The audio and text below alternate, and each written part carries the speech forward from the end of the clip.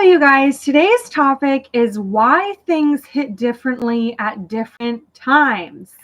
All right, my favorite example, I just jumped in the pool and it's in the 50s right now. So it's a cold plunge. And I've been doing this consistently for 4 months. And why this is related is because when I jump in the pool, sometimes it's so cold. I can't believe I just did that. And sometimes, like tonight, it's the best thing I could have ever done. I'm so happy I did it. So, why is that? Because it's always in the 50s right now. It's February, it's cold, right? And also it's 7:30 p.m. So, why is it that it hits differently at different times? Well, it's the same in our life. Sometimes we can hear things that don't relate to us. For example, someone could tell you, you know, they could give you some advice on a specific topic, and a year later they give you the same advice and you're like, wow, that's the best advice I've ever heard. And that's because it hits differently at different times. I love this example or this topic. So just like another example, a physical example would be eating foods. Have you ever experienced where you are eating, you love peas, you hate peas? One time I was obsessed with French fries. 3-4 years ago, I wanted to eat French fries with every meal. I learned that I should have fish oil instead of French fries. And now I don't crave French fries at all. And that's because our bodies are in different rotation. We're experiencing different things. So if you give me advice and it hits accurately, it's because maybe that the previous day it made sense what you were saying. It made more sense with what I was going through. That's why it hit differently, right? So just like with my coach, Nick Santanastasso, he will say the same thing over and over and over again. He will say the same things. I've been working with him for 3 years now. So sometimes he says the same things, right? But it hits differently at different times. So, Nicole, what does this mean? I understand. What's next? The thing is that if I stop doing my cold plunges because I hated the first time I did it, it was so painful. The first time I did a cold plunge, I was like, oh my God, I don't understand why people do these, right? And if I had stopped right there and stopped doing cold plunges, stopped trying to do this, then I wouldn't have had the experiences that I did tonight. I wouldn't have the good times of cold plunges, right? It would all be negative if you stop. Just like with skiing or riding a bike, if you did it one time, you fall, and you stop there, then you're never going to learn what it's like to be skiing down the hill at full blast, feeling comfortable, feeling confident, loving it, wind in your hair, right?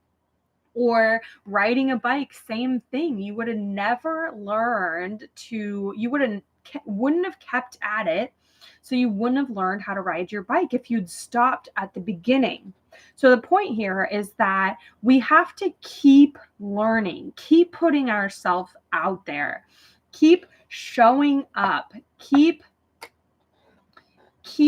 putting ourselves out there. So just like with my coach, Nick Santanastasso, he was not my first coach. Just like with a therapist too, like you could not relate with your therapist and you stop seeing someone and you think, oh gosh, therapy is not for me, then you're never going to find someone who actually fits and understands you. If I stopped after my first coach and I was like, oh, like coaches, gosh, like I don't like this, then I would have never ended up finding someone who I understood and who spoke my language that I was able to learn from. Just like with yeah, coaches. I was going to say coaches online, but same thing.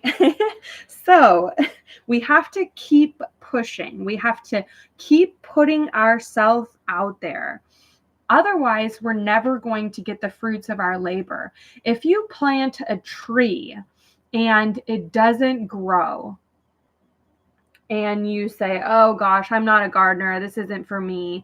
But really, it was just the soil. That tree needed more draining soil, or it needed more sunlight, or it needed more water. And there was just a few little tweaks that you could have done to have seen the fruit of your labor. Then if you had stopped and only planted that one tree and said, never mind, then you wouldn't have planted another tree. Try something different. Plant another tree. Try something different. And the thing is here is, don't be hard on yourself, okay? Because maybe gardening isn't your thing. Maybe cold plunges isn't your thing. Maybe you just haven't found what is your thing that's going to keep you wanting to push and get the results you're looking for, right? So find something that you're passionate about. Just like with meditation, the first time you meditate, thoughts are gonna come up. You're supposed to clear your mind when you're meditating. My hair's all wet because I just jumped in the pool. You're supposed to clear your mind when you're meditating, which is going to be difficult the first time you do it. But if you're passionate and you keep practicing, you'll get to it. So my steps for you tonight, and the thoughts I want you to ponder and get from this video, is think about it. What are you passionate about? Are you passionate about helping people? Are you passionate about going to school? Are you passionate about traveling? Are you passionate about, finding remote jobs that you love so you can also travel? Like, what is it you're passionate about? So cold plunges for me, water, I've realized, is very healing for me. So it took a huge step for me to make that first jump into the cold pool. But I kept doing it every single day. I kept doing it. Did I say 4? Because it's been 5 months. And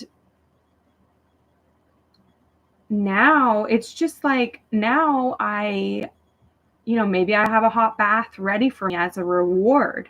Like, maybe I'm keeping track of how many days it's been, so I can keep patting myself on the back, and I know I'm doing a good job, and I keep reminding myself of why I'm doing this. So find what you're passionate about and keep asking for people's advice, because the more times you ask for people's advice, the more you're listening to people's feedback. Even if it doesn't sit with you, maybe something will. And if it doesn't hit now, then maybe it will down the line. So thank you so much for watching, and make sure you comment and let me know what landed for you and what you're passionate about, because I would love to see. And reach out to me if you'd like some support. You can email me at support@NicoleCoachingG.com or follow me, Nicole Coaching G, on Insta. So I'll see you later.